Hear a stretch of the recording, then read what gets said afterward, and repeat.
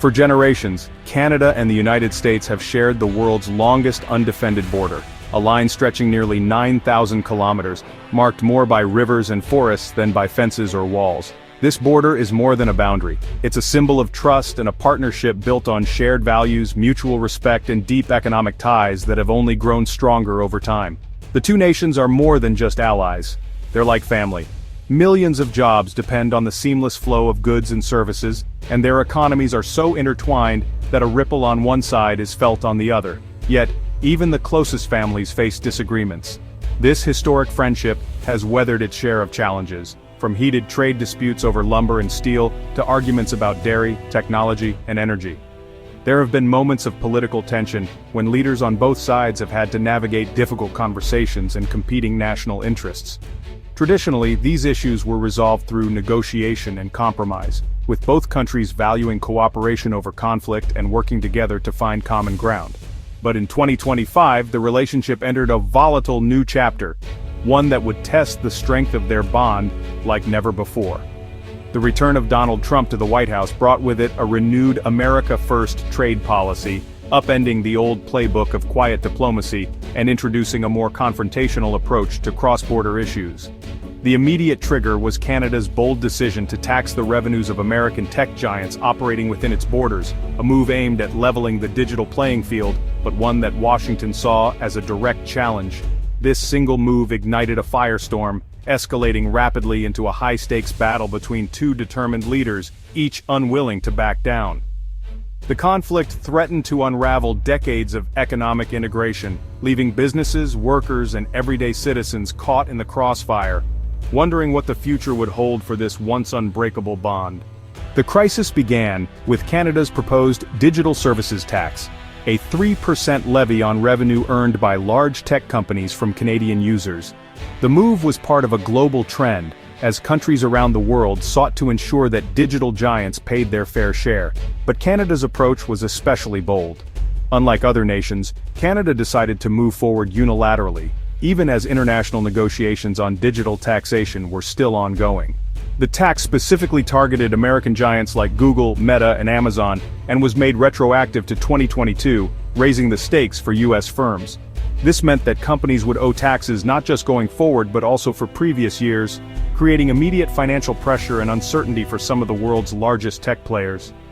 Prime Minister Mark Carney argued it was about fairness, insisting that global tech companies who profit immensely from Canadian consumers should contribute to Canada's tax base just like local businesses do.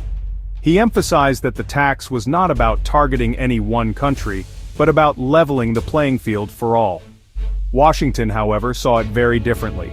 U.S. officials called the tax a direct attack on American industry, since nearly all affected companies were American. They argued that Canada was unfairly singling out U.S. firms, and that the move could spark a wave of retaliatory measures. The Trump administration accused Canada of protectionism, warning that the tax set a dangerous precedent for international trade. They threatened countermeasures, raising the specter of a broader trade conflict between the two close allies. For Canada, it was a stand for sovereignty and the right to set its own tax policy. For the U.S., it was seen as an unacceptable challenge to American economic interests and influence. Neither side was willing to back down.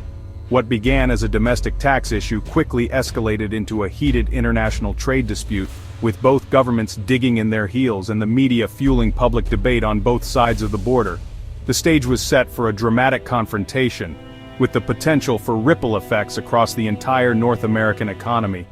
Businesses, workers, and consumers all watched anxiously, knowing that the outcome could reshape the digital landscape for years to come. President Trump's response was immediate and severe. On June 27, 2025, he suspended all trade negotiations with Canada, plunging North American trade into uncertainty. Trump took to social media, accusing Canada of exploiting the U.S. and promising new tariffs on Canadian goods within a week. The message, abandon the tech tax or face economic pain. Trump's rhetoric was inflammatory, even reviving old jokes about Canada becoming the 51st state. He embraced chaos as a negotiating tactic, declaring the U.S. held all the cards. The strategy created enough economic pain for Canada to force a retreat. This high-risk approach turned a tax dispute into a full-blown diplomatic crisis. Canada now faced a stark choice: stand firm and risk a trade war, or back down under pressure. The relationship was at its most fragile point in decades. Canada didn't back down. Instead, it hit back with its own tough measure, signaling to the world that it was ready to defend its interests. The government's response was swift and decisive, sending a clear message to both domestic audiences and international observers that Canada would not be intimidated by its powerful neighbor. Ottawa imposed a strict quota on U.S. steel imports, with a massive 50% surcharge on anything above the limit. This wasn't just a symbolic gesture, it was a move with real economic teeth, designed to hit American exporters where it hurt most. This was a direct shot at a key American industry, designed to inflict reciprocal pain. U.S. steel producers, already facing global competition, now had to contend with a major trading partner closing its doors and raising the cost of doing business. The move was framed as necessary to protect Canadian steel and respond to U.S. aggression. Canadian officials argued that without such action, thousands of jobs and the future of their steel industry would be at risk. The quota was flexible, subject to review in 30 days, leaving room for negotiation. This gave both sides a window to step back from the brink, but also kept the pressure on for a quick resolution. By targeting steel, Canada aimed to pressure U.S. lawmakers and industry leaders to push for a resolution. The hope was that those feeling the economic pinch would urge Washington to reconsider its own aggressive trade tactics. It was a calculated play. Retaliation that would hurt both sides but also force both governments to the negotiating table. The stakes were high, and every move was being watched closely by businesses and workers on both sides of the border. The dispute had now spilled from digital services into heavy industry, escalating the crisis. What began as a disagreement over technology had quickly grown into a full-blown trade confrontation, threatening entire sectors of the economy. Both countries had drawn lines in the sand, with tariffs and quotas as their weapons. The border, once a symbol of cooperation, was now a front line in an economic standoff. The prospect of a full-scale trade war between close allies was suddenly real. The world watched as two of the largest trading partners on the planet squared off, each unwilling to blink first. The steel wall was Canada's way of saying it wouldn't be bullied. For Canadian workers and businesses, it was a rallying point, a show of unity in the face of external pressure. The stakes had never been higher for the bilateral relationship, and the next move would determine not just the future of trade, but the very nature of trust between neighbors. The 2025 dispute didn't erupt in a vacuum. It layered onto an already tangled web of tariffs and trade barriers. Trump's earlier America First agenda had left a legacy of protectionism, with heavy U.S. tariffs on steel, aluminum, and autos. Canada faced a 50% tariff on steel and aluminum, and a 25% tariff on vehicles and parts, disrupting the integrated auto industry. A general 10% import tax and additional tariffs for non-compliant goods under the USMCA further complicated trade. Some tariffs, up to 25%, were even justified as measures to combat fentanyl smuggling.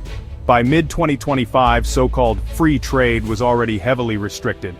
Businesses struggled to navigate the maze of rules and costs. The digital tax dispute was just the latest blow in a steady erosion of open markets. The foundation of North American trade was already shaky before the new crisis hit. The trade war wasn't just political theater, it hit real people and businesses hard. Tariffs and quotas disrupted cross-border supply chains, forcing companies to scramble for new suppliers or absorb higher costs. The Business Council of Canada warned that uncertainty was stifling investment and growth. Small and medium-sized businesses lacking resources to adapt faced existential threats. For consumers, tariffs meant higher prices on everything from cars to groceries.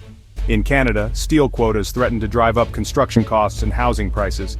The economic pain added to inflation and daily pressures for families. Beyond dollars, the conflict frayed the social fabric. Border communities felt the strain as trust and goodwill eroded. The easy flow of goods and people was suddenly fragile. The trade war left a lasting scar on the world's most successful bilateral relationship. The June 2025 trade crisis unfolded at breakneck speed. In May, Prime Minister Carney visited President Trump to seek common ground, but tensions remained unresolved. At the G7 summit in Alberta, both leaders set a July 21st deadline for a new trade deal. Optimism faded as the digital services tax deadline neared, and U.S. impatience grew. On June 27th, Trump suspended all trade talks, shattering the G7 framework. Canada's steel quota retaliation deepened the crisis, locking both nations in a public standoff. The diplomatic process broke down, replaced by threats and counter-threats. For several days, the world watched as two allies teetered on the brink of a trade war. Behind the scenes, frantic efforts to de-escalate began. The economic stakes were too high for the standoff to last. A dramatic turn was coming, but it would require a major concession. As the crisis peaked, a crucial phone call changed everything. On June 29, Carney and Trump spoke directly, opening the door to resolution. Their frank conversation cut through the public posturing and set the stage for compromise. Diplomatic teams quickly followed up, seeking a face-saving way for both sides to step back. Canada needed assurances of fair negotiations. The U.S. wanted a clear win on the tech tax. On June 30th, Canada announced it was rescinding the digital services tax, citing hopes for a new trade deal. Trump claimed victory, and trade talks officially resumed. The immediate crisis was over, and the threat of a wider trade war receded. For Trump, it was a win for hardball tactics. For Canada, a pragmatic move to restore stability.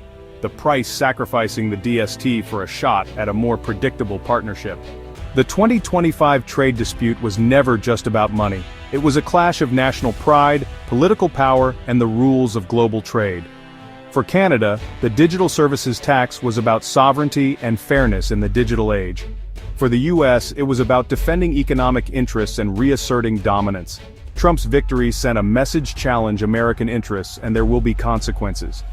The crisis showed how quickly technical disputes can escalate into battles of will. Trade is never just economics, it's about leadership, respect, and power.